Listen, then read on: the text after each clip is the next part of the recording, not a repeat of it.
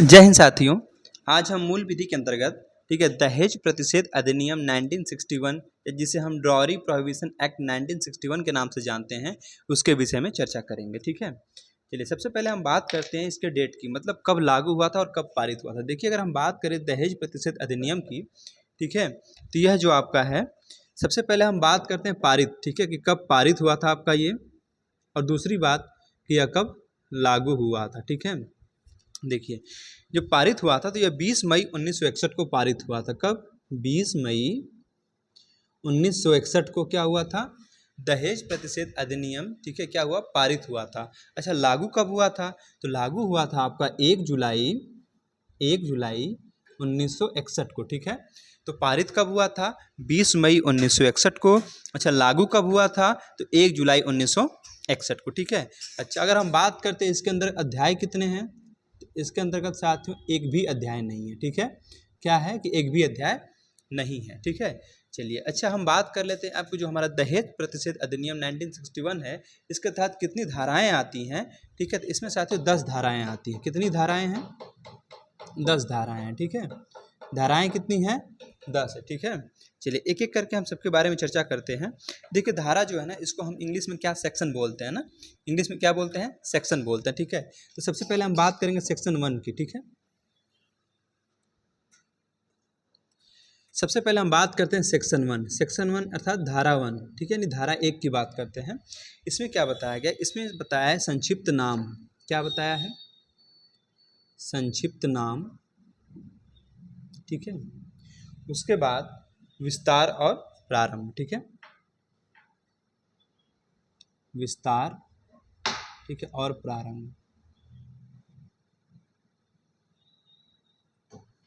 ठीक है, तो धारा 1 क्या बताती है कि संक्षिप्त नाम, विस्तार और प्रारंभ। ठीक है, अच्छा, संक्षिप्त नाम क्या है? वही आपका दहेज प्रतिषेध अधिनियम। ठीक है, क्या है? दहेज प्रतिषेध अधिनियम। विस्तार की बात करें तो विस्तार अर्थात हमारा होता है दायरा। क्या होता है? दायरा। ठीक है, यानी इसका दायरा कहाँ तक है, यानी जो हमारा दहेज प्रतिषेध अधिनियम, इसका विस्तार कहाँ कहाँ तक है? इसका विस्तार साथियों संपूर्ण भारत में है। कहाँ पे है? तो विस्तार कहाँ पे इसका है? विस्तार है इसका संपूर्ण भारत में, संपूर्ण भारत में। ठीक है, तो अगर विस्तार आपसे पूछे तो विस्तार कहाँ पे है? संपूर्ण भारत में है। ठीक है, चलिए, और प्रारंभ हमने आपको बता ही दिया था। तो धारा 1 क्या बताती है कि संक्षिप्त नाम, विस्तार और प्रारंभ। अब हम बात करेंगे सेक्शन 2 की, यानी धारा 2 की। ठीक है,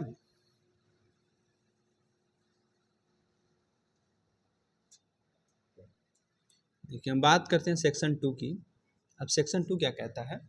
ये दहेज की परिभाषा के बारे में बात करता है। ठीक है, तो धारा 2 क्या कहती है? दहेज की परिभाषा, दहेज की परिभाषा। ठीक है, तो सेक्शन टू में क्या है? दहेज की परिभाषा है। ठीक है, अच्छा, सबसे पहले हम बात कर लेते हैं कि दहेज, ठीक है, दहेज का मतलब होता क्या है। पहला पॉइंट, ठीक है, कि जो दहेज है, ठीक है, दहेज का मतलब क्या होता है? ठीक, दहेज का मतलब क्या होता है? देखिए, दहेज का मतलब होता है, ठीक है, दहेज का मतलब होता है संपत्ति। ठीक है, कोई संपत्ति हो, ठीक है, संपत्ति या मूल्यवान प्रतिभूति। ठीक है, मूल्यवान प्रतिभूति। ठीक है, तो हमने क्या बताया कि दहेज का मतलब संपत्ति या मूल्यवान प्रतिभूति। ठीक है, इसके बारे में हम डिटेल में आगे चर्चा करेंगे। चलिए, अब हम बात करते हैं कब, यानी दहेज कब दिया जाता है। ठीक, कब, दूसरा पॉइंट है कब। देखिए, जो दहेज है ना, ठीक है, वो आपका विवाह के पहले भी दिया जा सकता है। ठीक है, विवाह के पहले भी दिया जा सकता है, विवाह के समय भी दिया जा सकता है।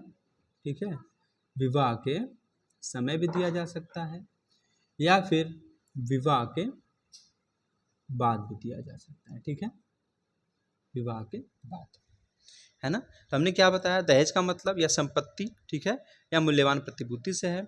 कब? विवाह के पहले, यानी दहेज जो है कब दिया जा सकता है? विवाह के पहले भी दिया जा सकता है, विवाह के समय भी दिया जा सकता है, या विवाह के बाद भी दिया जा सकता है। ठीक है, आगे हम बात करते हैं कैसे।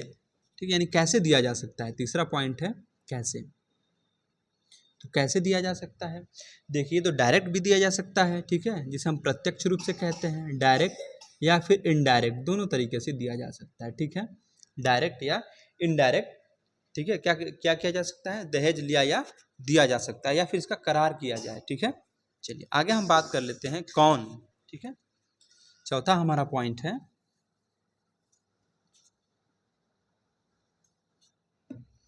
चौथा पॉइंट है कौन, मतलब कौन दहेज लेगा या देगा, इसके बारे में बात हो रही है, ठीक है। कौन यानी दहेज लेगा या देगा, दहेज लेगा या देगा, ठीक है। कौन लेगा? तो पहला पॉइंट ये है कि विवाह का एक पक्षकार दूसरे पक्षकार को, ठीक है, विवाह का एक पक्षकार दूसरे पक्षकार को, ठीक है। अच्छा, दूसरा पॉइंट क्या कहता है? दूसरा कहता है कि एक पक्ष के माता पिता, ठीक है, एक पक्ष के माता पिता, एक पक्ष के माता पिता, ठीक है, एक पक्ष के माता पिता या अन्य व्यक्ति, ठीक है, अन्य व्यक्ति यानी जो बिचौलिया होते हैं या अन्य व्यक्ति, ठीक है, द्वारा, ठीक है, द्वारा विवाह के, ठीक है, विवाह के, ठीक है, दूसरे पक्ष के माता पिता, विवाह के दूसरे पक्ष के माता पिता, ठीक है, या अन्य व्यक्ति को, ठीक है, या अन्य व्यक्ति को, ठीक है। समझिएगा, हमने क्या बताया चौथा पॉइंट कि दहेज जो है ना वो कौन लेगा या देगा। तो पहला पॉइंट हमने बताया कि विवाह का एक पक्षकार दूसरे पक्षकार को दहेज लेगा या तो देगा, ठीक है, विवाह का एक पक्षकार दूसरे पक्षकार को दहेज लेगा या तो देगा, ठीक है। अगला पॉइंट हमने क्या बताया, ठीक है, कि दहेज कौन लेगा देगा। तो इसमें एक पॉइंट और है, या तो फिर एक पक्ष के माता पिता, ठीक है, एक पक्ष के माता पिता या अन्य व्यक्ति मतलब जैसे जो बिचौलिया लोग होते हैं, ठीक है, जो मीडिएटर होते हैं। तो एक पक्ष के माता पिता या अन्य व्यक्ति द्वारा विवाह के दूसरे पक्ष के माता पिता या अन्य व्यक्ति को क्या किया जाता है? दहेज लेगा या देगा, ठीक है। अब हम बात करेंगे दहेज की संपूर्ण डिफिनेशन की, ठीक है। सेक्शन 2 हमारा क्या बता रहा था आपको? दहेज की परिभाषा, ठीक है, दहेज की परिभाषा।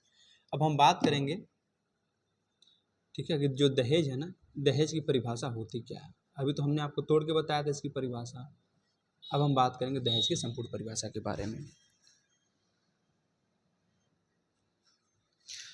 देखिए, दहेज ऐसी संपत्ति, ठीक है, दहेज इसकी परिभाषा की बात कर रहे हैं, दहेज, ठीक है, दहेज ऐसी संपत्ति या मूल्यवान प्रतिभूति, ऐसी संपत्ति या मूल्यवान प्रतिभूति,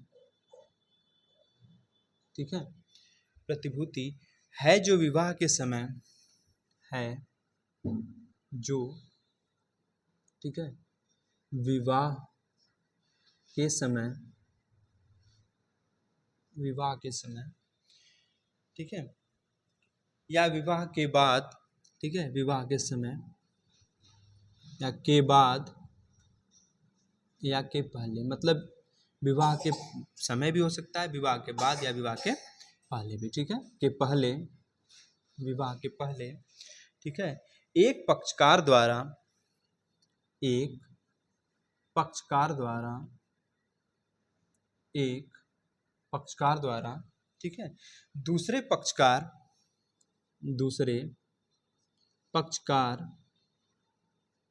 या, ठीक है, दूसरे पक्षकार या एक पक्ष के माता पिता या एक पक्ष के माता पिता, ठीक है, एक पक्ष के माता पिता या अन्य व्यक्ति, या अन्य व्यक्ति, ठीक है, या अन्य व्यक्ति को, ठीक है, अन्य व्यक्ति द्वारा, ठीक है, अन्य व्यक्ति द्वारा, फिर विवाह के, ठीक है, विवाह के दूसरे पक्ष के माता पिता, ठीक है, दूसरे पक्ष के माता पिता या अन्य, ठीक है, व्यक्ति को, अन्य व्यक्ति को प्रत्यक्ष, ठीक है, प्रत्यक्ष यानी डायरेक्ट या अप्रत्यक्ष रूप से, या अप्रत्यक्ष रूप से, ठीक है, अप्रत्यक्ष रूप से दी जाती है, दी जाती है, ठीक है, दी जाती है, या दिए जाने का करार करते हैं ना, ऐसे भी है कि या दिए जाने का करार, ठीक है, दिए जाने का करार करते हैं।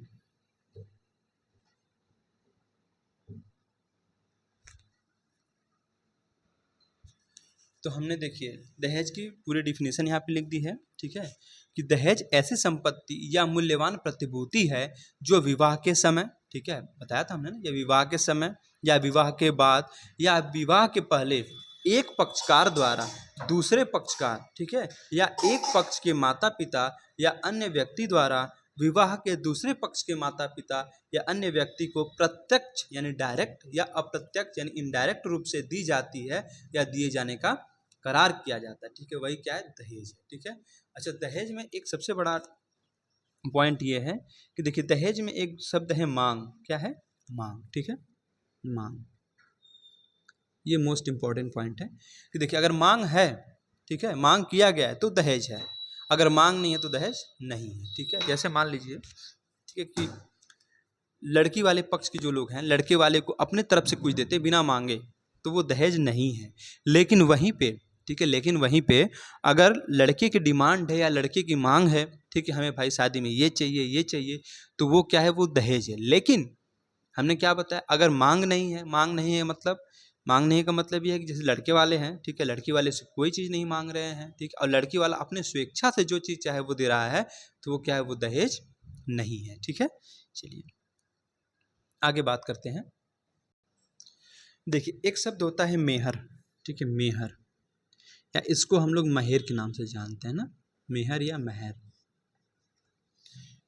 ठीक है। ये क्या होती है समझिए इसके बारे में, यह एक धनराशि है, क्या है, एक धनराशि है, एक धनराशि है, ठीक है, जो वर, ठीक है, वर या वर के पिता द्वारा, ठीक है, वर या वर के, ठीक है, पिता द्वारा, वर के पिता द्वारा, ठीक है, वर के पिता द्वारा कन्या को दी जाती, ठीक है, कन्या मतलब वधु, ऐसे कह सकते हैं, वधु, और वधु मतलब कन्या, ठीक है, को दी जाती है। अच्छा, ये जो मेहर या महर है ना, यह जो है साथियों, ये मुस्लिम समुदाय में, मुस्लिम समुदाय के जो लोग होते हैं, ठीक है, उनमें ये होता है, जैसे मतलब जब उनकी शादी होती है ना, ठीक है, तो वहाँ पे इस चीज़ को मतलब किया जाता है, मतलब जो मेहर या महर है, ठीक है, इतना तो इसके बारे में जानकारी नहीं है कि मतलब क्या होता है, कैसे ही होता है, लेकिन ये इतना जरूर जानते हैं कि जो मेहर या महर होता है ना, ये मुस्लिम समुदाय के लोगों में जब शादी होती है तो उस समय इस चीज़ को दिया जाता है, ठीक है। तो मेहर या महर क्या है, यह एक धनराशि है जो वर, ठीक है, वर या वर के पिता द्वारा, ठीक है, वधु, वधु मतलब कौन, कन्या, ठीक है, कन्या को दी जाती है। मतलब इसमें क्या होता है, जो मेहर है ना, ये क्या एक धनराशि है जो वर या वर के पिता द्वारा, ठीक है, जब शादी होती है ना, तो जो वर है यानी दूल्हा जो है या उसके पिता द्वारा दुल्हन यानी जो वधु है, ठीक है, या कन्या, उसको क्या करती है, दी जाती है। अच्छा, सबसे बड़ा सवाल तो ये आता है कि भाई देखिए यहाँ भी लेन देन हुआ तो क्या यह भी दहेज है, तो नहीं, जो मेहर या महर है ना, यह क्या है, यह दहेज नहीं है, ठीक है, क्वेश्चन सीधा सीधा पूछ लेगा, ठीक है, तो क्या है, यह दहेज नहीं है, ठीक है। चलिए अब हम बात करेंगे एक केस की, ठीक है, केस था आपका हरवंश सिंह बनाम गुरशरण कौर, ठीक है, ये था आपका केस जो है 1989 का सुप्रीम कोर्ट में चला था, ठीक है। इसमें हुआ क्या था, इसमें एक निर्णय आया था केस के माध्यम से कि जहाँ जो दहेज है ना, ठीक है, दहेज की लगातार, ठीक है, दहेज की लगातार अगर मांग हो रही है तो वहाँ हर मांग क्या है, एक अपराध है। ठीक है। तो हमने क्या बताया कि जो हरवंश सिंह बनाम गुरशरण कौर था, ठीक है, इस केस में क्या हुआ था, निर्णय आया था कि जहाँ दहेज की लगातार मांग हो रही हो ना, तो हर मांग क्या है, एक अपराध है। ठीक है। चलिए, सेक्शन 2 समझ में आ गया। अब हम बात करेंगे सेक्शन 3 यानी धारा 3 की बात करते हैं। ठीक है। धारा 3 हमारी क्या कहती है, देखिए, जो सेक्शन 3 है ना, वो ये कहता है कि दहेज लेने या देने के लिए शास्ति, शास्ति मतलब पेनाल्टी यानी कि दंड। ठीक है। तो दहेज, धारा 3 कहती है दहेज लेने, ठीक है, दहेज लेने या देने के लिए, लेने या देने के लिए, ठीक है, इसे बोलते हैं शास्ति। ठीक है। शास्ति यानी कि दंड, शास्ति। ठीक है। जिसको हम लोग पेनाल्टी बोलते हैं या इसी को हम लोग दंड बोलते हैं। ठीक है। अच्छा, क्या है इसमें, देखिए, इस कानून के लागू होने के बाद यदि कोई दहेज लेता या देता है तो, ठीक है, जो हमारा ये है, ठीक है, सेक्शन 3 मतलब जो हमारा दहेज प्रतिषेध अधिनियम कानून है, ठीक है, इसके लागू होने के बाद, ठीक है, कोई दहेज या लेता या देता है तो इसमें दंड का प्रावधान बताया गया है। ठीक है। दंड क्या है समझिएगा, जो दंड है ना, ठीक है, दंड तो आपका एक होगा जेल, क्या है, एक तो है जेल और एक आपका क्या है, एक आपका है जुर्माना। क्या है, जुर्माना। एक तो है आपका जेल और एक है जुर्माना। अच्छा, बात अब ये है कि जेल क्या कितने साल की होगी और जुर्माना कितना होगा। तो देखिए, जो जेल होगी ना वो 5 साल से कम नहीं होगी। ठीक है। मतलब कम से कम 5 साल। तो जेल कितनी होगी, मिनिमम 5 साल की, मतलब कम से कम 5 साल की। ठीक। और जुर्माना कितना होगा, जुर्माना होगा 15,000 रुपया। कितना, 15,000 रुपया। या, ठीक है, या दहेज के बराबर, ठीक है, दहेज के बराबर, ठीक, दहेज के बराबर रकम, दहेज के बराबर क्या, रकम। हमने क्या बताया आपको, देखिए, जो सेक्शन 3 है, ठीक है, सेक्शन 3 बताता है कि दहेज लेने या देने के लिए शास्ति यानी कि दंड। ठीक है। इसमें हमने बताया कि इस कानून के लागू होने के बाद, ठीक है, जो हमारा कानून लागू हुआ था, इसके लागू होने के बाद यदि कोई व्यक्ति दहेज लेता या देता है तो, ठीक है, तो इसके लिए इसमें दंड के बारे में बताया गया। अच्छा, दंड में हमने क्या बताया, जेल भी हो सकती है, जुर्माना भी हो सकता है या फिर दोनों हो सकता है। ठीक है। जेल भी हो सकती है, जुर्माना भी हो सकती है या फिर ऐसे कह सकते हैं कि या दोनों हो सकता है। ठीक है। मतलब जेल भी हो सकती है, जुर्माना भी हो सकता है। ठीक है। चलिए फिर से एक बार बता देते हैं। तो सेक्शन 3 हमारी क्या बात करती है कि दहेज लेने या देने के लिए क्या है, शास्ति यानी कि पेनल्टी यानी कि दंड। ठीक है। तो हमने बता दिया इसमें क्या होता है कि इस कानून के लागू होने के बाद चाहे कोई व्यक्ति दहेज लेता है या देता है, या नहीं कि देता है, लेता है या देता, दोनों की बात यहाँ पे होगी। ठीक है। या तो दहेज लेता है या देता है तो इसमें दंड का प्रावधान है। और दंड के बारे में क्या बताया है कि कम से कम 5 साल की जेल या तो 15,000 रुपये का जुर्माना या फिर दहेज के बराबर रकम, या फिर ऐसा हो सकता है कि दोनों हो जाए। ठीक है। ये हमारा सेक्शन 3 था। ठीक है।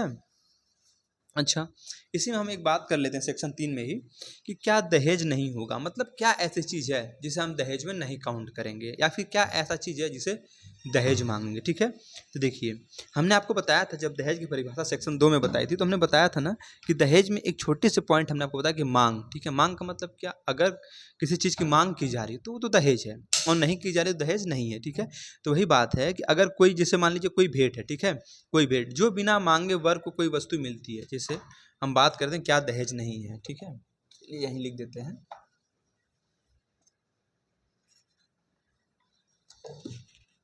ठीक है, क्या दहेज नहीं है। ठीक है। क्या दहेज नहीं है, पहली बात, कोई भेंट, कोई भेंट। ठीक है।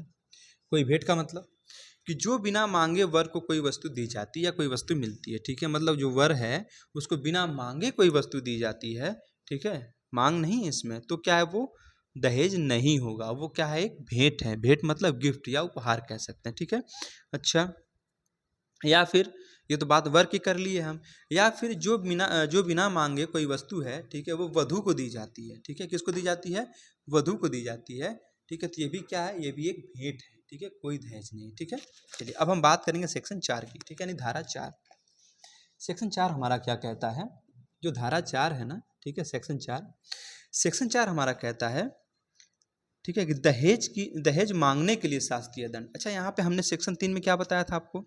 सेक्शन 3 में बताया था कि दहेज लेने या देने के लिए शास्ति, ठीक है, दहेज लेने या देने के लिए दंड के बारे में बात की गई। लेकिन जो सेक्शन 4 है ना, वो कहता है दहेज मांगने के लिए दंड, ठीक है, मांग भी तो है ना दहेज की, वही बात है कि दहेज मांगने के लिए शास्ति या पेनाल्टी या दंड। तो सेक्शन 4 की बात करते हैं, दहेज, ठीक है, दहेज मांगने के लिए, दहेज मांगने के लिए,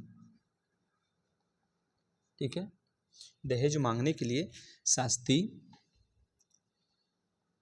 या इसी को हम पेनाल्टी बोलते हैं, ठीक है, या फिर इसी को हम दंड बोलते हैं ना। तो देखिए, दहेज मांगने के लिए शास्ति, ठीक है, या पेनाल्टी या फिर दंड। और सेक्शन 3 में क्या बताया था? दहेज लेने या देने के लिए था, ठीक है, और सेक्शन 4 में है दहेज मांगने के लिए, ठीक है। अच्छा, इसमें दंड का प्रावधान है क्या? ठीक है, उसमें तो भाई हमने देखा था कि दहेज मांगने के लिए, ठीक है, अरे दहेज लेने या देने के लिए तो आपका जो जेल था वो कम से कम 5 साल का था, या 15,000 रुपये की राशि है, या फिर उस जो हमारा दहेज है उसके बराबर रकम आपकी है, या फिर दोनों हो सकता है। अच्छा, इसमें क्या है सेक्शन 4 में? इसमें भी देखिए, इसमें भी आपका दंड में क्या है, एक तो आपका जेल है, ठीक है, और एक जुर्माना है। इसमें भी वही चीज़ है, जेल है या जुर्माना है, ठीक है। अब सबसे बड़ा बात यह है कि जेल कितना होगी या जुर्माना कितना का होगा। देखिए, वहाँ पे तो कम से कम 5 साल का था, ठीक है, सेक्शन 3 के अंतर्गत 5 साल का था। लेकिन सेक्शन 4 में क्या है ना कि 6 माह से कम जेल नहीं होगी, ठीक है, मतलब कम से कम जो है मिनिमम 6 माह की जेल। कितना? 6 माह। अच्छा, मैक्सिमम कितना? 2 साल तक। कितना? 2 साल तक, ठीक है। जुर्माना कितना हो सकता है? तो जुर्माना होगा 10,000 रुपया। कितना? 10,000 रुपया, ठीक है, 10,000 रुपये, या फिर ये दोनों हो सकता है, ठीक है, या फिर दोनों हो सकता है, ठीक है। फिर से एक बार समझ लीजिए, सेक्शन 4 में क्या है? दहेज मांगने के लिए शास्ति, ठीक है, इसी को हम पेनाल्टी बोलते हैं, इसी को दंड कहते हैं, ठीक है। दंड क्या है इसमें? जो जेल है, ठीक है, कम से कम 6 महीने का, ठीक है, और उसके बढ़ा के 2 साल तक भी किया जा सकता है, ठीक है। जुर्माना कितना है? 10,000 रुपये का, या फिर जेल और जुर्माना दोनों हो सकता है, ठीक।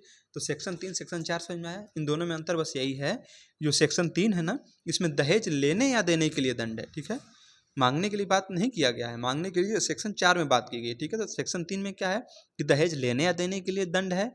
अच्छा, जेल और जुर्माना दोनों है इसमें, ठीक है, या तो जेल हो सकता है या जुर्माना भी हो सकता है। अगर हम बात करते हैं जेल की, ठीक है, जेल की बात करते हैं, जेल आपको कितना होगा? कम से कम 5 साल का होगा, और जुर्माना 15,000 रुपया तक, या फिर दहेज के बराबर रकम। ये हमारा सेक्शन 3 बताता है। लेकिन सेक्शन 4 में हमने क्या बताया आपको कि दहेज मांगने के लिए दंड है। इसमें हमने आपको दंड के बारे में क्या बताया? जेल भी हो सकती है, जुर्माना हो सकता है, ठीक है, या तो जेल होगी, जुर्माना है, तो दोनों हो सकता है, ठीक है। तो हमने क्या बताया? कम से कम कितना? कम से कम आपका 6 महीने का जेल हो सकता है, ठीक है, और उसको मतलब ऐसे कर सकते हैं, कम से कम 6 महीने का या फिर 2 साल तक हो सकता है जेल, ठीक है। अच्छा, जुर्माना कितना होता है? 10,000 रुपये का होता है, या ऐसा भी तो हो सकता है कि जेल और जुर्माना दोनों हो जाए, ठीक है। तो सेक्शन 4 समझ में आया? चलिए, अब हम बात करेंगे सेक्शन 4 क की, ठीक है, सेक्शन 4 यानी धारा 4 क। ये तो हमारी धारा 4 थी। अब हम बात करते हैं धारा 4 क, ठीक है, सेक्शन 4 क। अब सेक्शन 4 का क्या कहता है? ठीक है, इसमें है विज्ञापन पर पाबंदी, ठीक है, विज्ञापन पर पाबंदी, विज्ञापन पर पाबंदी। अब इसका मतलब क्या है? विज्ञापन पर पाबंदी का मतलब, देखिए, ऐसा होता है कि कोई व्यक्ति अपने, ठीक है, पहले इसका सार लिख लीजिए। कोई व्यक्ति, ठीक है, कोई व्यक्ति, ठीक है, कोई व्यक्ति अपने बेटा या बेटी, ठीक है, कोई व्यक्ति अपने बेटा या बेटी, ठीक है, बेटा या बेटी या नातेदार, जिसको हम रिश्तेदार कहते हैं, या नातेदार, ठीक है, नातेदार से विवाह के बदले, ठीक है, से विवाह के बदले, ठीक है, समाचार पत्र या अन्य माध्यम में, ठीक है, समाचार पत्र या अन्य माध्यम, समाचार पत्र या अन्य माध्यम, ठीक है, में विज्ञापन द्वारा, में विज्ञापन द्वारा, ठीक है, संपत्ति, ठीक है, संपत्ति या, ठीक है, संपत्ति या धन का अंश, ठीक है, संपत्ति या धन का अंश, धन का अंश, ठीक है, देने का वादा करता है, देने का क्या करता है, वादा करता है ना, देने का वादा करता है। समझिएगा हमने क्या बताया, सेक्शन 4 का क्या कहता है, ठीक है, इसी को हम सेक्शन 4A के नाम से भी जानते हैं। इसमें क्या है, विज्ञापन पर पाबंदी। विज्ञापन का मतलब आपने देखा होगा कि पेपर में बहुत सारे एड्स ऐसे आते हैं ना, ठीक है, जैसे क्या होता है, किसी चीज़ को लेकर नहीं, इस हमारे बच्चे की बहन की शादी करनी है, हम आपको ये धन देंगे, ठीक है, या आपको हम ये वस्तुएं देंगे, तो यही सब क्या है, ये विज्ञापन है। और इसी के बारे में धारा जो 4 क है यही कहता है कि विज्ञापन पर पाबंदी है। क्या है, पाबंदी, ठीक है, मतलब परिभाषा में हमने आपको यही बताया कि कोई व्यक्ति अपने बेटा या बेटी, ठीक है, कोई व्यक्ति अपने बेटा या बेटी या नातेदार से विवाह के बदले समाचार पत्र या अन्य माध्यम में विज्ञापन द्वारा किसी संपत्ति या धन का अंश देने का वादा करता है, ठीक है।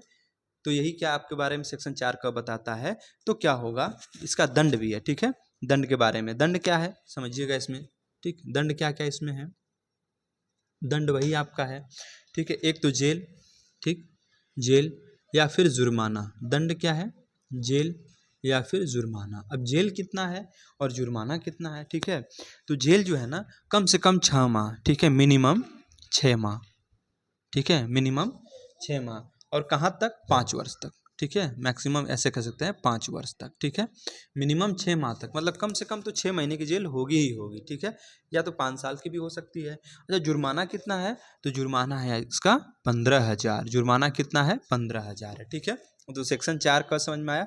सेक्शन 4 का क्या कहता है कि विज्ञापन पर पाबंदी। क्या है, विज्ञापन पर पाबंदी मतलब कोई व्यक्ति अपने बेटा बेटी या नातेदार से विवाह के बदले समाचार पत्र या अन्य माध्यम में, ठीक है, विज्ञापन द्वारा संपत्ति या धन का अंश देने का वादा करता है, तो उसके बारे में, दंड के बारे में बताया गया है कि उसका दंड क्या होगा, जेल भी हो सकती है या जुर्माना भी हो सकता है। जेल कितना, कम से कम 6 महीना और मैक्सिमम 5 साल तक, ठीक है। अच्छा, जुर्माना कितना, 15,000 तक, ठीक है।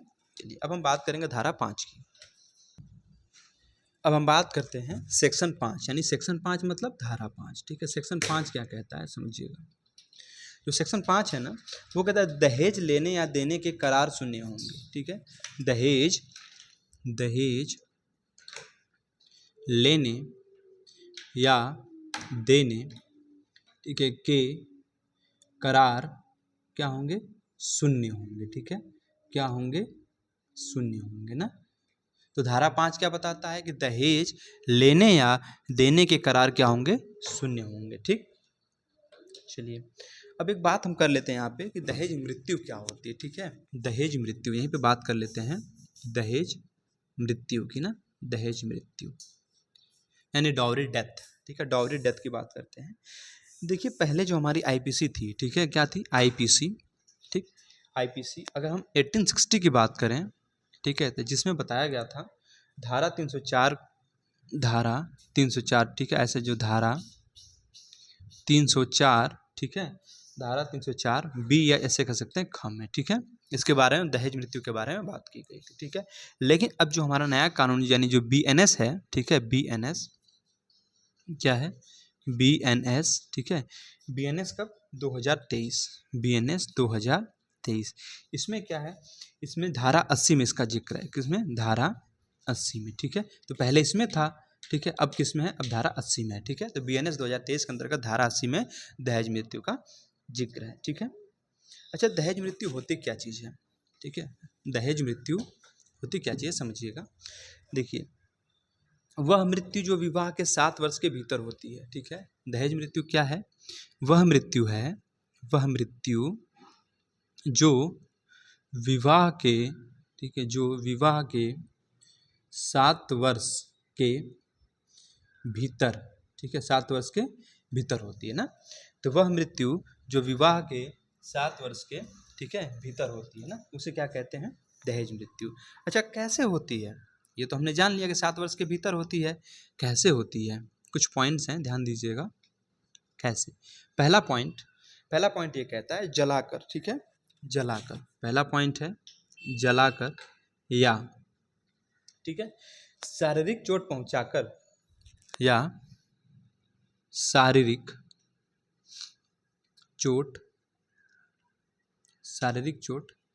पहुंचाकर, ठीक है, शारीरिक चोट पहुंचाकर मृत्यु कारित की जाए, मृत्यु, ठीक है, कारित की जाए, ठीक है।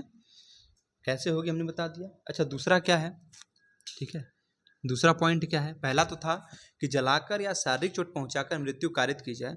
दूसरा क्या है, संदिग्ध, ठीक है, क्या है, संदिग्ध या, ठीक है, असामान्य परिस्थितियों में मौत हो जाए, या असामान्य परिस्थितियों में क्या हो जाए, मौत हो जाए, ठीक है, मौत हो जाए, ठीक है। तो हमने बता दिया आपको कि जो दहेज मृत्यु है, ठीक है, ये क्या है, ठीक है। दहेज मृत्यु क्या है कि वह मृत्यु जो विवाह के 7 वर्ष के भीतर, ठीक है, 7 वर्ष के भीतर हो। अच्छा, कैसे हो सकती है, तो पहला हमने बताया कि जलाकर या शारीरिक चोट पहुंचाकर मृत्यु कारित की जाए, या फिर दूसरा पॉइंट हमने बताया कि संदिग्ध या असामान्य परिस्थिति में मौत हो जाए, ठीक है। तो वही क्या है, दहेज मृत्यु, ठीक है। चलिए, या एक पॉइंट और यहाँ समझ लीजिएगा, एक पॉइंट और है, क्या है कि मृत्यु के कुछ समय पहले, ठीक है, जैसे मान लीजिए मृत्यु हुई, उससे कुछ समय पहले दहेज की मांग की गई हो, ठीक है, और साथ में क्रूरता की गई हो, ठीक है, तो ये भी क्या एक कारण है, ठीक है। चलिए, अब हम बात करेंगे सेक्शन 6 की, है ना। धारा 5 समझ में आया कि दहेज लेने या देने के करार क्या होंगे, शून्य होंगे इसमें, ठीक है। और दहेज मृत्यु के बारे में बता दिया कि दहेज मृत्यु क्या है, कि वह मृत्यु है जो विवाह के 7 वर्ष के भीतर होती है। कैसे होती है, ठीक है, इसका भी तो प्रावधान है ना, 7 वर्ष के भीतर कैसे हो सकती है भाई, कैसे मानेंगे वो दहेज मृत्यु है ना।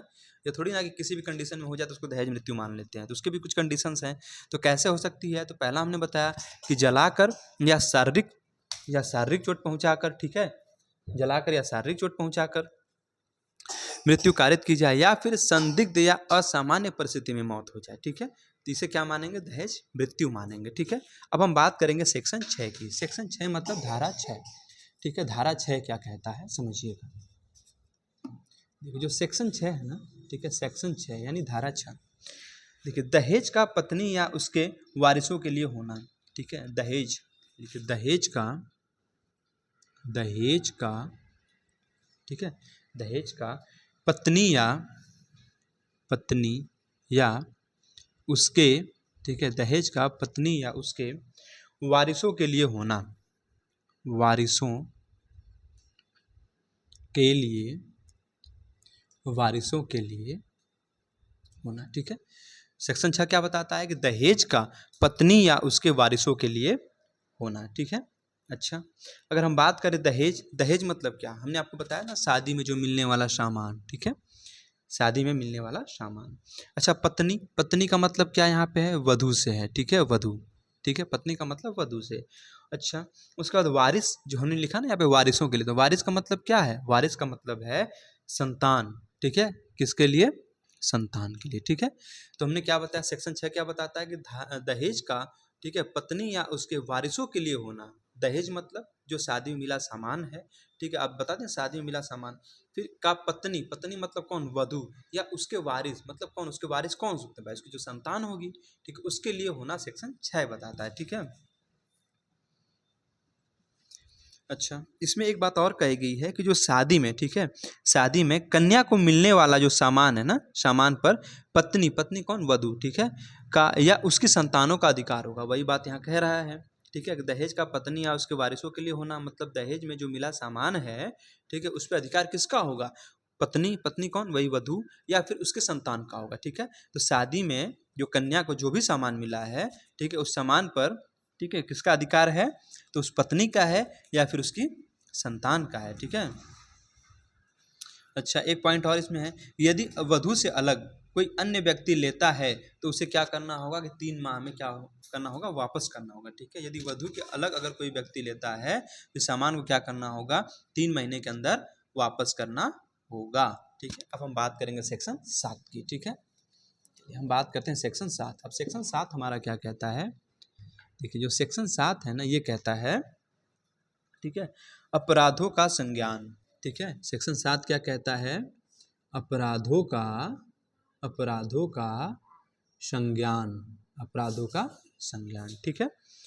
अच्छा, अपराधों का संज्ञान मतलब देखिए, सबसे पहली बात, अपराध तो हो रहा है ना, ठीक है, तो हम बात करते हैं कि सुनवाई कौन करेगा, ठीक है। भाई अपराध है तो सुनवाई कौन करेगा, पहला मुद्दा तो यही है, ठीक है, कि सुनवाई, ठीक है, सुनवाई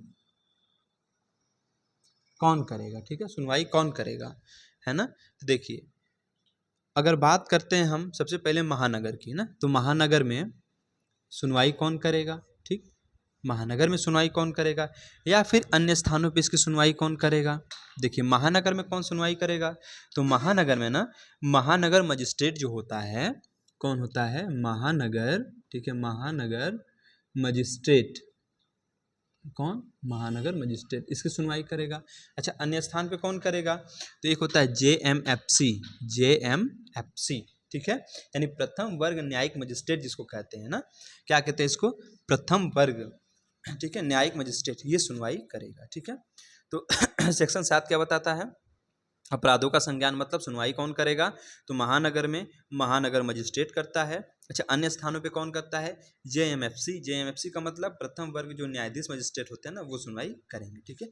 अच्छा, ये तो बात है, आगे हम इसमें बात करते हैं कि सुनवाई कब करेगा। भाई तो है कि सुनवाई करेगा, यानी सुनवाई कौन करेगा, तो महानगर में महानगर मजिस्ट्रेट करता है, और अन्य पे हमने आपको बता दिया JMFC करता है, लेकिन कब करेगा, है ना, सुनवाई कब करेगा। पहली पॉइंट, जैसे हमने आपको पूछा यहाँ पे सुनवाई, ठीक है, सुनवाई कब करेगा, सुनवाई कब करेगा, पहला पॉइंट ध्यान दीजिएगा, अपनी जानकारी पर या फिर पुलिस के आधार पर ना, सुनवाई कब करेगा, तो ये अपनी जानकारी पर, या तो खुद उसको जानकारी हो ना, अपनी जानकारी पर, या फिर पुलिस, ठीक है, या फिर पुलिस रिपोर्ट के आधार पर ना, पुलिस रिपोर्ट के आधार पर, रिपोर्ट के आधार पर, ठीक है। तो सुनवाई कब करेगा, तो अपनी जानकारी के आधार पर या फिर पुलिस रिपोर्ट के आधार पर, ठीक है। चलिए, दूसरी बात, अपील, ठीक है, अपील, अपील कौन करेगा भाई, तो देखिए, व्यक्ति, ठीक है, व्यक्ति या फिर, ठीक है, माता पिता, माता पिता या फिर कोई रिश्तेदार नातेदार जो होते, ठीक है, या नातेदार। हमने क्या बताया सेक्शन 7 में, अपराधों का संज्ञान, ठीक, हमने आपको ये बताया, ठीक है, सुनवाई कौन करेगा, ठीक, सुनवाई कौन करेगा, तो हमने बताया जो महानगर है ना, महानगर में महानगर मजिस्ट्रेट सुनवाई करेगा, और वहीं पे अगर हमने बताया कि अन्य स्थानों पर JMFC करता है। अच्छा, सुनवाई कब करेगा, ठीक है, तो पहली बात हमने बताया कि अपनी जानकारी पे, ठीक है, यानी उसको जानकारी होगी तो भी सुनवाई कर लेगा, या फिर पुलिस रिपोर्ट के आधार पर, जो पुलिस रिपोर्ट तैयार करेगी उसके आधार पर भी सुनवाई कर लेगा, ठीक है। अच्छा, हमने बताया अपील कौन करेगा, भाई अपील भी तो करने के लिए बात है ना, तो व्यक्ति, व्यक्ति का मतलब वो जो वधु है ना, उसकी बात यहाँ पे की जा रही है, ठीक है, वधु या फिर व्यक्ति या फिर उसके माता पिता, ठीक है, या फिर उसके कोई नातेदार, ठीक है, तो क्या होगा, वहाँ पे सुनवाई होगी, ठीक है। या फिर अपील एक लोग और कर सकते हैं इसमें, या फिर कोई मान ली NGO, NGO मतलब कौन सा, जो कल्याणकारी संस्था संगठन, ठीक है, कल्याणकारी संस्था या संगठन है, ठीक है, वो भी क्या कर सकती है, अपील कर सकती है। अच्छा, ये कल्याणकारी संस्था संगठन हमने बताया, इसका मतलब क्या होता है, तो ध्यान दीजिएगा, केंद्र या राज्य सरकार द्वारा, ठीक है, जो केंद्र सरकार है, सेंट्रल गवर्नमेंट, या जो स्टेट गवर्नमेंट है, ठीक है, केंद्र या राज्य सरकार द्वारा मान्यता प्राप्त समाज कल्याण संगठन या संस्था, ठीक है, उसी को हम क्या कहते हैं, कल्याणकारी संस्था या संगठन, ये भी क्या कर सकता है, अपील कर सकता है, ठीक है। अब हम बात करेंगे सेक्शन 8 की, सेक्शन 7 खत्म, ठीक है। अब हम बात करते हैं सेक्शन 8 की। देखिए, सेक्शन 8 क्या कहता है, सेक्शन 8 कहता है कि अपराधों की प्रकृति, ठीक है, अपराधों की क्या है, प्रकृति, है ना, अपराधों की प्रकृति। अच्छा, ये क्या है, तो देखिए, इस एक्ट के अंतर्गत अपराध कौन कौन से होते हैं, ठीक है, अपराध कौन कौन से हैं, हमने क्या बताया, अपराधों की प्रकृति, भाई कैसे अपराध होने चाहिए, ठीक है। तो पहला है एक संज्ञेय अपराध, पहला क्या है, संज्ञेय अपराध, ठीक है, संज्ञेय अपराध, ठीक। संज्ञेय अपराध का मतलब होता क्या है, देखिए, संज्ञेय अपराध का मतलब होता है कि जहां पे पुलिस ना बिना वारंट के गिरफ्तार कर ले, क्या, यहाँ पे वारंट की आवश्यकता नहीं होती, बिना वारंट के, ठीक है, बिना वारंट के, ठीक है। तो हमने क्या बताया आपको इसमें, कि जो संज्ञेय अपराध है, ठीक है, संज्ञेय अपराध क्या होता है कि जिसमें पुलिस बिना वारंट के गिरफ्तार कर ले, या फिर ऐसे भी कह सकते हैं इसमें वारंट की आवश्यकता तो होती नहीं है, या फिर क्या हो सकता है कि जिनमें 3 साल से ज़्यादा की जेल हो, जेल कितनी होनी चाहिए? 3 साल से ज़्यादा, ठीक है, 3 ईयर्स से ज़्यादा। यहाँ पे हमने क्या बताया? सेक्शन 8 कहता है अपराधों की प्रकृति, है ना। तो पहला हमने बताया आपको कि संज्ञेय अपराध। संज्ञेय अपराध मतलब जिसमें बिना वारंट के गिरफ्तार किया जा सकता है या फिर जो जेल इसमें है 3 साल से ज़्यादा की हो, ठीक है, वो क्या है? संज्ञेय अपराध है, ठीक है। अच्छा प्रकृति में हमने बता दिया, पहला तो संज्ञेय अपराध। दूसरा क्या है? दूसरा है गैर जमानतीय। दूसरा क्या है? गैर जमानतीय, ठीक है। इसमें जमानत नहीं होगी ना, यही होता है गैर जमानती, ठीक है। हमने इतना बता दिया। अच्छा अब हम बात करेंगे सेक्शन 8A की, यानी ठीक है। अब देखिए सेक्शन 8 में बता दिया अपराधों की प्रकृति, ठीक है, जिसमें संज्ञेय अपराध बता दिया। संज्ञेय अपराध हमने क्या बताया? जिसमें वारंट की आवश्यकता नहीं होती, मतलब पुलिस बिना वारंट के अरेस्ट कर सकती है, या फिर जिसमें 3 साल से ज़्यादा की सजा हो, ठीक है, या 3 साल से ज़्यादा की जेल हो, वो क्या हमारा संज्ञेय अपराध है। अच्छा ये एक होता है गैर जमानती, जिसमें जमानत नहीं होती है, ठीक है। चलिए आगे हम बात करेंगे अब सेक्शन 8A की, ठीक है। ये तो था हमारा सेक्शन 8। अब हम बात कर लेते हैं सेक्शन 8A, या ऐसे कह सकते हैं सेक्शन 8 का, यानी सेक्शन मतलब धारा, ठीक है, धारा। तो धारा 8 का की बात करते हैं, तो देखिए धारा 8 का क्या कहता है कि धारा 3,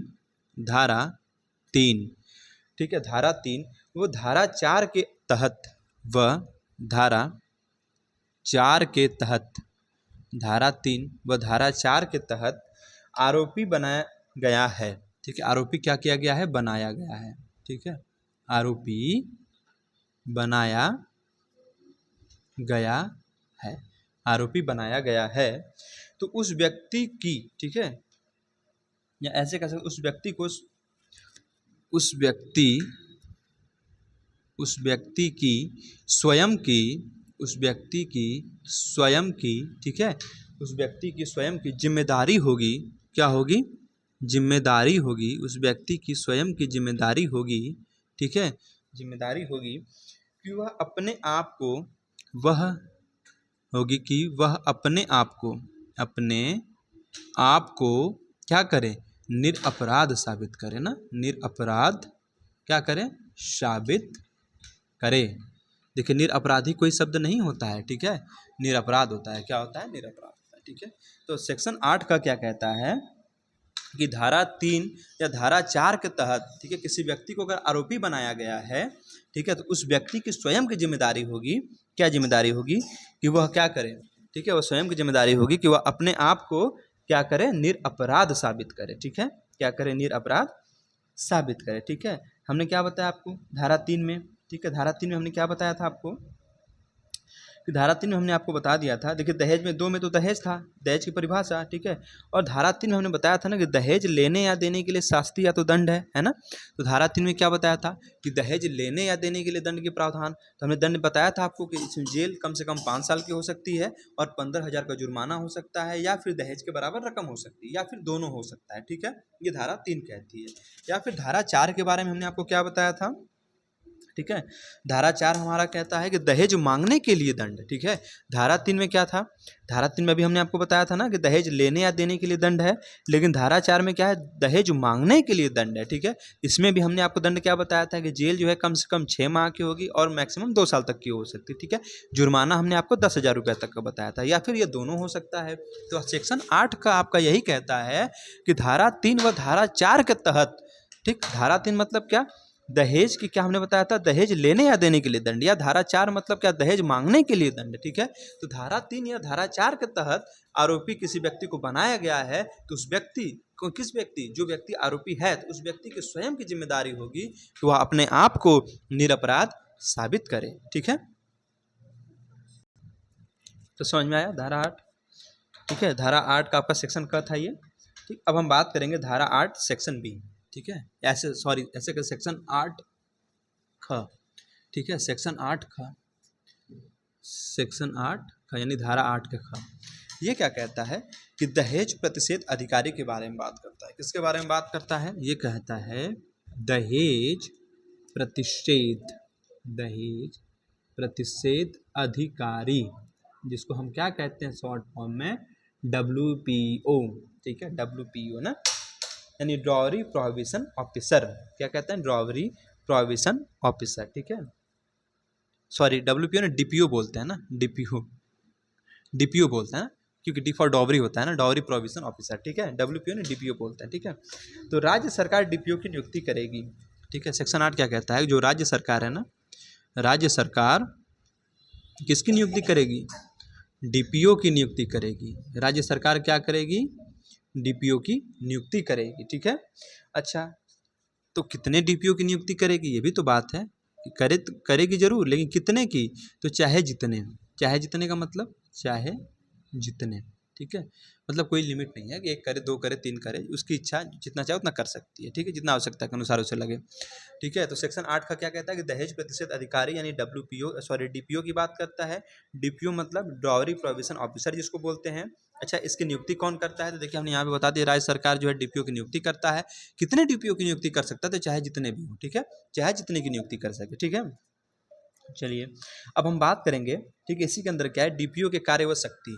हमने बता दिया कि जो डीपीओ है, ठीक है, डीपीओ की नियुक्ति कौन करेगा, राज्य सरकार करेगी। अच्छा, कितने डीपीओ, चाहे जितने के भी कर ले, तो डीपीओ के भी तो कुछ कार्य यहाँ पे लिखते हैं ना, थोड़ा सा हट के यहाँ साइड में, ठीक है। देखिए पॉइंट है डीपीओ, ठीक है, यानी डॉवरी प्रोविजन ऑफिसर, ठीक है। डीपीओ के कार्य तथा शक्तियाँ, डीपीओ के कार्य व शक्ति, ठीक है, कि डीपीओ की क्या कार्य व शक्ति है, ठीक है।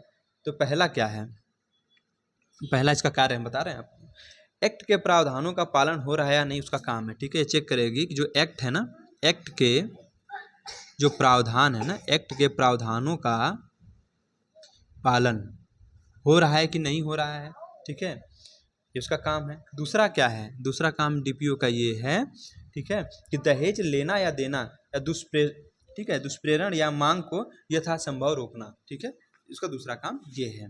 चलिए तीसरी बात करते हैं कि जो आरोपी है ना, ठीक है, आरोपी यानी आरोपी मतलब कौन, दहेज, ठीक है, दहेज, तो उसके संबंध में क्या करना, साक्ष्यों को जुटाना, इसका तीसरा काम क्या है, ठीक है। दूसरा बता दिया, तीसरा काम क्या है कि जो साक्ष्य है ना, ठीक है, साक्ष्य, जो जैसे कोई आरोपी है, ठीक है, दहेज के मतलब किसी पे दहेज का मुकदमा लगा, या फिर ऐसे कह सकते हैं कि कोई आरोपी है दहेज के खिलाफ में, ठीक है, तो उसके खिलाफ, ठीक है, उसके संबंध में, ठीक है, इसके संबंध में डीपीओ का काम है क्या करेगी, साक्ष्य, साक्ष्य मतलब एविडेंस, ठीक है, यानी सबूत, ठीक है, इसको क्या करेगी, जुटाएगी, ठीक है। चलिए अच्छा, एक और इसका काम है, चौथा क्या है, ठीक है, चौथा है राज्य सरकार द्वारा किया गया कार्य, ठीक है। तो डीपीओ के बारे में हमने क्या बताया, सेक्शन 8 पे ध्यान दीजिए, सेक्शन 8 जो ख है या सेक्शन 8 बी हमारा है, ये क्या कहता है कि दहेज प्रतिषेध अधिकारी के बारे में बात करते हैं, नहीं डीपीओ जिसको हम डॉवरी प्रोविजन ऑफिसर बोलते हैं, ठीक है। अच्छा, इसकी नियुक्ति कौन करता था, सबसे पहले हमने बताया जो डीपीओ है इसकी नियुक्ति कौन करता है, तो इसकी नियुक्ति राज्य सरकार करती है, ठीक है। अच्छा, हमने आगे बताया आपको कि डीपीओ के कार्य व शक्तियाँ क्या क्या है, तो डीपीओ के कार्य हमने क्या बताया आपको, ठीक है, कि जो एक्ट है ना, ठीक है, एक्ट के प्रावधानों का, ठीक है, पालन हो रहा है या नहीं हो रहा है उसकी ये क्या करेगा, उसका ये जांच करेगा, उसको चेक करेगा, ठीक है। दूसरा है दहेज लेना या देना, ठीक है, दुष्प्रेरण या मांग को यथासंभव रोकना, ठीक है, इसका काम है दूसरा। तीसरा हमने क्या बताया कि जो दहेज है, ठीक है, जिसमें मतलब जो आरोपी है, ऐसे कहें जो आरोपी है, ठीक है, आरोपी, तो उसके संबंध में साक्ष्यों को जुटाना, ठीक है, किसी भी मान लीजिए आरोप लगा है तो उसके संबंध में क्या करेगा, वो साक्ष्य को जुटाएगा, यानी एविडेंस यानी सबूत को जुटाएगा, ठीक है। और चौथा बताया कि राज्य सरकार द्वारा दिया गया कार्य, ठीक है। अच्छा, एक पॉइंट ये है कि जो डीपीओ है ना, इसकी सहायता के लिए क्या कर सकती है, राज्य सरकार सलाहकार बोर्ड की नियुक्ति कर सकती है, क्या कर सकती है, सलाहकार बोर्ड की नियुक्ति कर सकती है, जो डीपीओ है ना इसके लिए, ठीक है। अच्छा, इसमें बात करते हैं कि सदस्य जो मेंबर होते हैं वो सदस्य कितने होंगे, देखिए जो सदस्य होंगे ना वो सदस्य 5 होंगे, कितने, 5। अच्छा, 5 में 2 क्या फीमेल जरूरी है, ठीक है, 2 महिला होना जरूरी है, ठीक है। तो हमने क्या बताया कि जो डीपीओ है ना, डीपीओ की सहायता के लिए जो राज्य सरकार है, क्योंकि भाई देखिए डीपीओ की नियुक्ति तो राज्य सरकार कर रही है ना, राज्य सरकार कर रही है, तो ये डीपीओ की सहायता के लिए जो राज्य सरकार है वो सलाहकार बोर्ड की नियुक्ति कर सकती है। अच्छा, सदस्य कितने होंगे, कम से कम 5 सदस्य होंगे, ठीक है, कम से कम कितने होंगे, 5 होंगे, नहीं सॉरी 5 नहीं, 5 से अधिक नहीं होंगे, ठीक है। सदस्य कितने हो सकते हैं, 5 से अधिक नहीं हो सकते, जिसमें 2 क्या है, महिलाएं होनी चाहिए, 2 महिलाएं होना जरूरी है, ठीक है। अच्छा, डीपीओ जो है, राज्य सरकार जो है ना, डीपीओ को पुलिस अधिकारी की शक्ति भी दे सकती है, ठीक है। चलिए अब हम बात करेंगे सेक्शन 9 और सेक्शन 10, बस काम खत्म इसके बाद, ठीक है। सबसे पहले हम बात करते हैं सेक्शन 9 की। सेक्शन 9 हमारा क्या कहता है और सेक्शन 10 यहाँ लिख लेते हैं ना, सेक्शन 10 क्या कहता है, ठीक है। सेक्शन 9 है नियम बनाने की शक्ति, सेक्शन 9 क्या है, नियम, ठीक है, नियम बनाने की शक्ति। सेक्शन 9 क्या बताता है? नियम बनाने की शक्ति ना। इस एक्ट के ठीक है संबंध में समस्त शक्तियां यानी कुछ को छोड़कर केंद्र सरकार के पास होंगी। ध्यान दीजिएगा, ठीक है। इस एक्ट, ठीक है, इस एक्ट के संबंध में, इस एक्ट के संबंध में, इस एक्ट के संबंध में समस्त शक्तियां, समस्त मतलब जितनी भी शक्तियां ना, समस्त शक्तियां, समस्त शक्तियां, ठीक, आगे कह रहा है कुछ को छोड़कर, कुछ को छोड़कर, ठीक है, कुछ को छोड़कर, ठीक, कुछ को छोड़कर केंद्र सरकार के पास हैं। किसके पास हैं? केंद्र सरकार के पास, केंद्र सरकार के पास। अच्छा, ये कुछ को छोड़कर क्यों बोला? क्योंकि यहाँ पे डीपीओ की बात कर रहा है। डीपीओ मतलब ड्रावरी प्रोविजन ऑफिसर, ठीक है। क्यों? क्योंकि भाई देखिए जो डीपीओ है ना, ये राज्य सरकार के अंतर्गत के द्वारा क्या नियुक्त किया जाता है ना। तो यही बताया यहाँ पे कि इस एक्ट यानी जो सेक्शन 9 है, ठीक है, नियम जो बनाने की शक्ति है, वही कह रहा है कि इस एक्ट के संबंध में जो समस्त शक्तियां होंगी यानी डीपीओ को छोड़कर, क्यों? क्योंकि डीपीओ की नियुक्ति राज्य सरकार करती है, इसीलिए कह रहा है कि डीपीओ को छोड़कर केंद्र सरकार के पास है, ठीक है। अब सेक्शन 10 क्या कहता है? राज्य सरकार के नियम बनाने की शक्ति। अब यहाँ पे क्या केंद्र सरकार की बात किया, और 10 में क्या है? राज्य सरकार ना, राज्य सरकार, ठीक है, राज्य सरकार की नियम बनाने की शक्ति, राज्य सरकार की नियम बनाने की शक्ति, ठीक है, नियम बनाने की शक्ति, ठीक। सेक्शन 10 क्या कहता है? राज्य सरकार की नियम बनाने की शक्ति, ठीक है। चलिए, तो सेक्शन 9 बताया कि नियम बनाने की शक्ति, लेकिन इसमें क्या है कि इस एक्ट के संबंध में समस्त शक्तियां जो होंगी यानी कुछ को छोड़कर, जितनी भी शक्तियां सब केंद्र सरकार के पास होंगी। कुछ को छोड़कर क्यों? क्योंकि कुछ में क्या आपका डीपीओ आ जाता है, डीपीओ की नियुक्ति कौन करता है? राज्य सरकार करती है, इसलिए डीपीओ को छोड़कर। सेक्शन 10 क्या कहता है कि राज्य सरकार के नियम बनाने की शक्ति है, ठीक है।